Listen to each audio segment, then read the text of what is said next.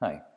In this last presentation of the finite state machines playlist, we will look at the specific example of a rising edge detector.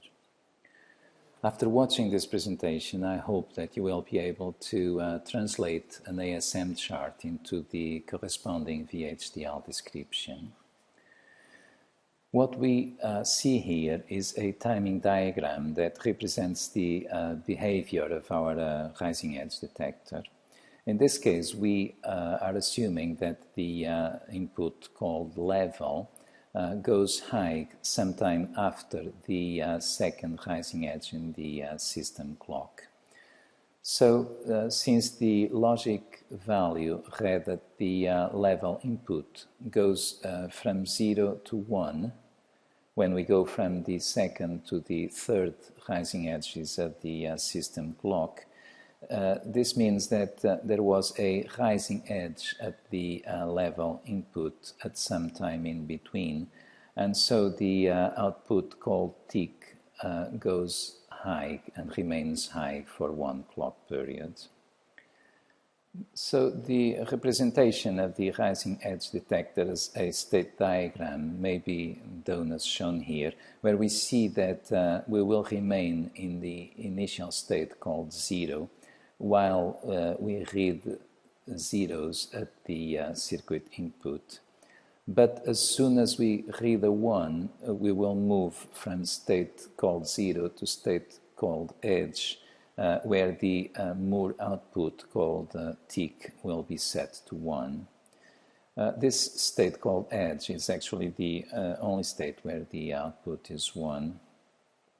Now in this case, and since the input level continues to be 1 during the remaining clock pulses, we will move from state edge to state 1 and on the fourth rising edge, and remain in state 1 for the rest of the timing diagram. The corresponding ASM chart is very simple and comprises 3 ASM blocks. The state boxes for states 0 and 1 are empty because the Moore output is not asserted in these states, but it must be asserted in state edge, and so it is indicated in the corresponding state box. All ASM blocks have decision boxes because there is always a choice when moving to the next state according to the value of the input level. And of course there are no conditional output boxes because we have no mealy outputs in this circuit. You may pause the video here and compare the ASM chart and the state diagram, and you may also follow the state transitions in the ASM chart in relation to the timing diagram that is shown to the right. Now, the VHDL description for a finite state machine reuses the same design principles that we have already referred, like the two-segment coding style.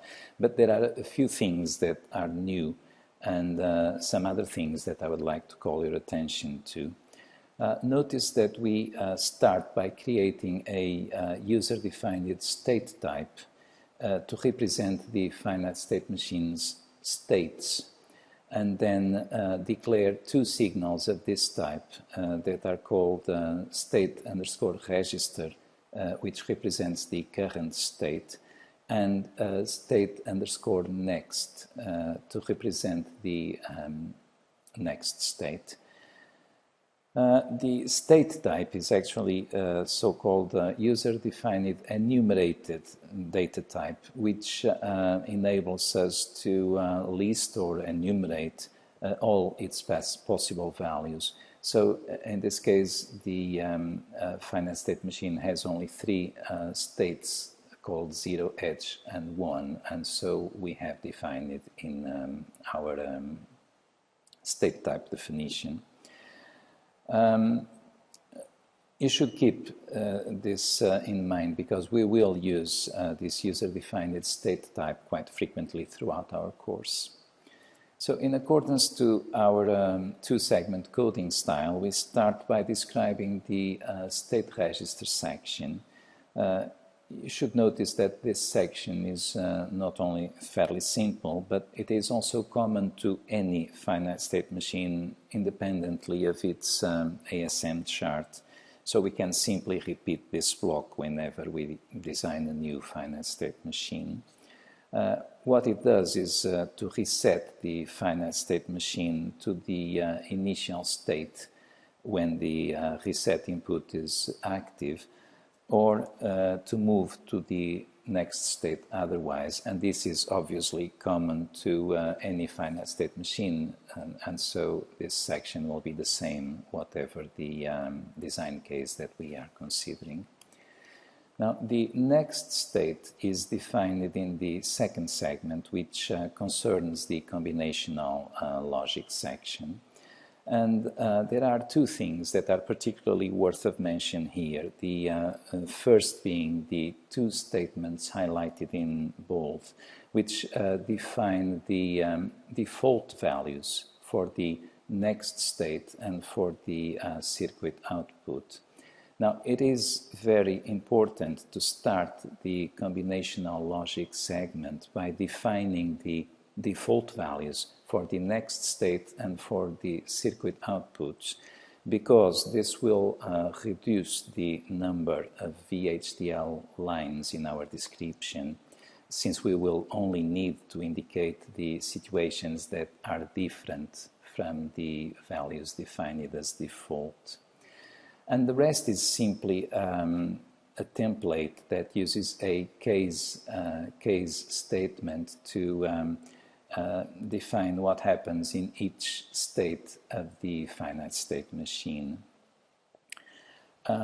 You may recall that in state 0, if level, the input circuit called level is equal to 1, then we will move to state called edge. But if it is not, we will remain in the current state. And notice that if we had not predefined the next state as the current state, we would need an additional VHDL line here to describe the else part of this if statement. But we don't actually need to say what happens if level is not equal to 1, because by default we have said that if we don't say anything against it, then the next state will be the current state. So if this is not true, then by default what will happen is that we will remain in the current state. And likewise, the output is 0 in the case of this state called state 0, but we have defined that by default as well, so we don't have to say it here. And what this means is that we have spared 2 lines just for state 0, since we did not have to say what happens if else, and we did not have to say what should the output value be. And the same would happen for all the remaining states, and that is why defining the default values will save us code lines. You should also notice, as indicated here, that this code is an exact replica of the ASM chart. So take a moment to compare the chart and the code for each ASM block, and you will realize what I mean. Thank you for your attention.